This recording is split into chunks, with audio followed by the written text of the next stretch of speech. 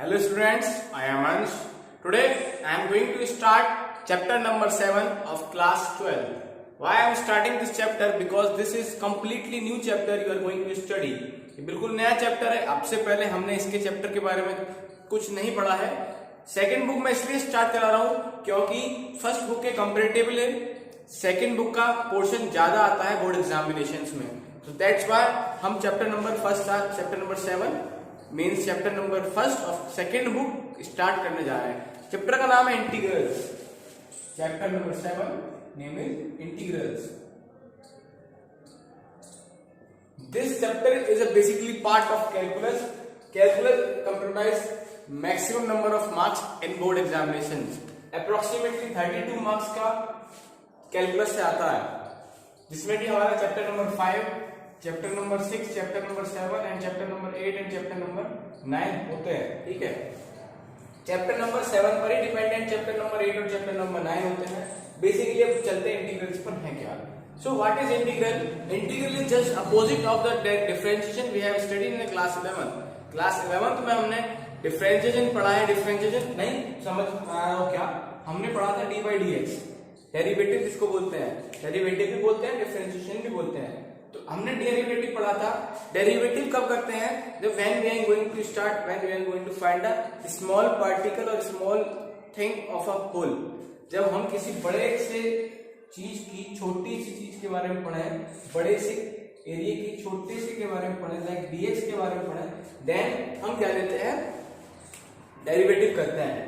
इसी का अपोजिट है. तो इसका मतलब अगर हमें कोई छोटा सा पार्ट किसी चीज का दे रखा हो, सपोज कोई ये स्क्वायर है तो छोटा सा पार्ट दे रखा है, ये डीएक्स पार्ट, तो अगर हम इंटीग्रेशन करते हैं तो इंटीग्रेशन से हम इस पूरे के बारे में पढ़ना शुरू कर देते हैं. ठीक है, ये हमारा इंटीग्रल है.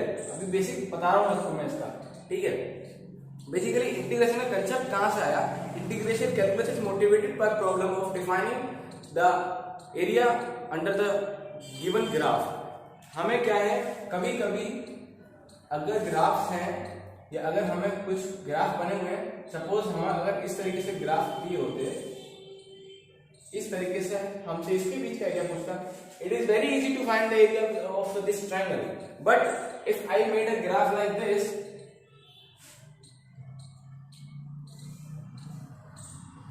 now this figure is neither a triangle nor a square nor a circle, so now it is very difficult to find out the area. अब यहाँ पर इसका एरिया फाइंड करना बहुत ही मुश्किल है. सो इस तरीके की प्रॉब्लम को सॉल्व करने के लिए हमने जो इस्तेमाल किया, इंटीग्रेशन का किया. इंटीग्रेशन का इस्तेमाल किया गया. इंटीग्रेट, इसका नाम है इंटीग्रेशन. इंटीग्रेट मतलब एकत्रित करना, बहुत सारी चीजों को छोटे छोटे को जोड़ना. इंटीग्रेशन का हमने इस्तेमाल किया. ठीक है, इंटीग्रेशन के और नाम क्या क्या है? इंटीग्रेशन के नाम और क्या क्या होता है? एंटी डेरिवेटिव भी बोलते हैं इसको. Anti derivative. Why anti derivative? Because it is opposite of derivation. That's why it is known as anti derivative. अब मैं आपको कुछ इसके बारे में बता दूं. And integral are of 2 types. First is indefinite and second is definite. So in the first 10 exercises, we are only studying for indefinite integral, and the rest exercises 7.11 we are going to study definite integral. Okay, so start करते हैं आप integration. जैसा कि मैंने बताया, just opposite of derivative है. तो अगर dy by dx cos x equals to sin x होगा, ठीक है, dy by dx cos x equals to sin x होगा, नहीं माइनस के sin x होगा. ठीक है, ये अगर है तो देखो इंटीग्रल का साइन होता है ये वाला. इंटीग्रल का साइन होता है ये वाला. दिस इज, इसको हम कह सकते हैं इलोंगेटेड s. s ऐसे बनता है, s को थोड़ा सा इलोंगेट कर दिया इस तरीके से, ये s बन गया. ठीक है, this is the sign of integral. Integral sign. Chapter को बहुत ध्यान से पढ़ना है, बहुत इंपॉर्टेंट चैप्टर है क्लास 12 के लिए, एग्जामिनेशंस के लिए, आपके बोर्ड एग्जामिनेशंस के लिए और कॉम्पिटिशन्स के लिए. Like there are some competitions like NDA, IIT and UPPU ये जो कुछ एग्जामिनेशन होते हैं just after 12th, it is very important and if you go through the graduation then also it a very important topic. Book है पूरे इसके ऊपर, हम कंसेप्ट ज्यादा नहीं दूर भागना, हमें डायरेक्ट टॉपिक पढ़ना। तो इंटीग्रेशन का साइन होता है ये। तो अगर मैंने डेरिवेटिव करा cos x का आया sin x, इट मींस अगर मैं sin x का cos का माइनस sin x का डेरिवेटिव करूंगा, सॉरी इंटीग्रेशन करूंगा, तो आंसर cos x आना चाहिए। जिसका अपोजिट का क्या मतलब है, अगर डेरिवेटिव किसी का करने पर ये आ रहा है तो इंटीग्रेशन करने पर वो आना चाहिए। इसी तरह से अगर हम sin x का डेरिवेटिव करते हैं, इंटीग्रेशन करते हैं, तो आंसर माइनस के cos x आएगा। ये एक फॉर्मूला है, ठीक। देखो और कुछ बात छोटी छोटी इसमें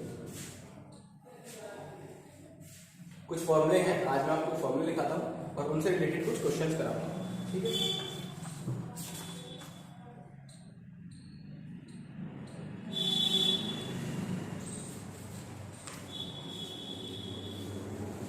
okay, let's start. First is x की power n dx equals to, what is this dx? This dx shows that we are doing the integration in respect to x. हम x के रेस्पेक्ट में इंटीग्रेशन कर रहे हैं। x की power n dx का formula है x की power n plus 1 upon n plus 1 plus c. What is this plus c? This is constant. It is always used while you are doing indefinite integration. जब भी आप indefinite integration इस्तेमाल करेंगे, use करेंगे, तो ये प्लस c आना ही आना है। कोई भी क्वेश्चन हो प्लस c आना ही आना है when we are doing indefinite integration. Now इसका मैं आपको एग्जांपल देता हूँ। Remember one thing, please note down all the things I am writing here. आप वीडियो को पॉज करें, जो भी चीज मैं लिख रहा हूँ साथ के साथ उतार लें।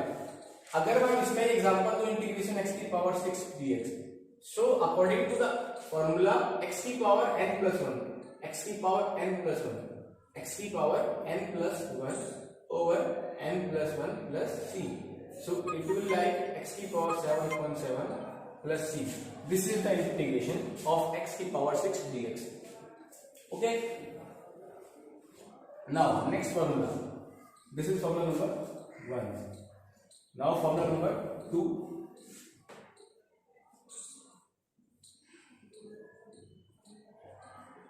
If there is nothing only dx, then integration is x plus c.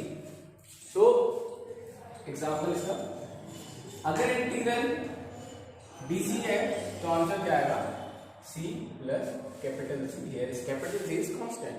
Okay, यानी कि अगर इसके रिस्पेक्ट में कर रहे हैं और खाली है मींस 1 है, इट इज 1, तो आंसर इज c और the variable which is using in the integration. Formula number 3,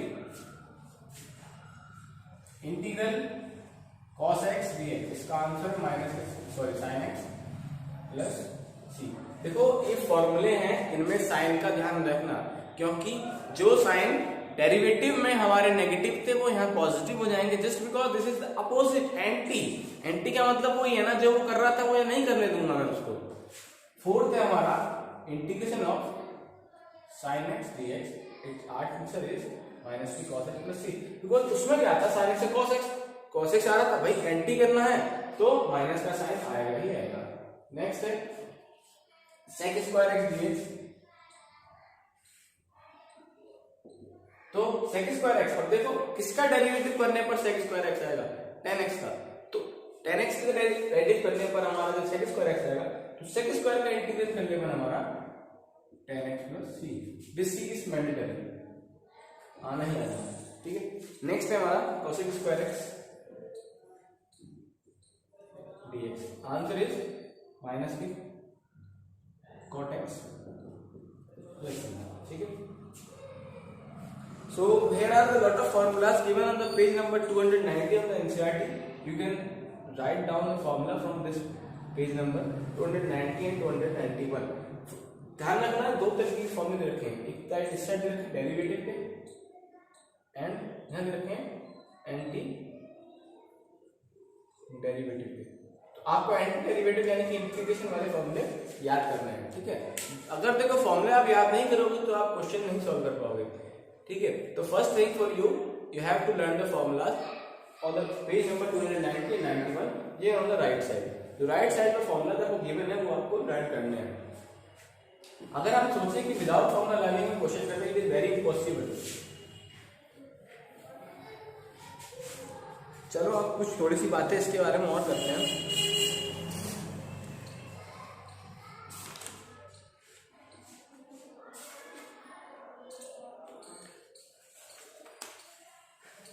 अब इसमें ना थ्योरी दे रखी, काफी ज्यादा इसमें थ्योरी भी दी हुई है, like some properties of indefinite integral. तो इसमें सारे प्रोसेस दिए हुए हैं कि कैसे करने पर किस तरीके से आंसर आता है। हमें उन सब चीज को पढ़ने की कोई भी जरूरत नहीं है, हमको डायरेक्ट क्या करना है, सब्जेक्टिव नॉलेज लेनी है हमें, ठीक है। यहाँ हमें वो सब चीज करनी है जो हमें डायरेक्ट आंसर मिलना है, ठीक है, वो सब चीज हमको पढ़नी है, ठीक है। कहाँ से फॉर्मूला आया, जो फॉर्मूला इंपॉर्टेंट है, जिनका डेरिवेशन इंपॉर्टेंट है, मैं वो करा दूंगा, बट यहाँ पर जो एक्सरसाइज में इंपॉर्टेंट है सिर्फ हम उसके बारे में बात करने वाले हैं, ठीक है। सो ऑल द फॉर्मूला जो मैंने बताया था आपको वो जरूर याद करने हैं। नेक्स्ट हम स्टार्ट करते हैं, कुछ एग्जाम्पल देता हूँ, ठीक है। लाइक इंटीग्रेशन x की power 3 minus 1 upon X square dx। अगर मान लो ये क्वेश्चन है तो इसको कैसे करेंगे। अब कौन सा फॉर्मूला लगेगा, मेन थिंग हमारे पास ये। तो first of all my friend remember one thing, when numerators power is greater than denominators power, divide without seeing anything, divide.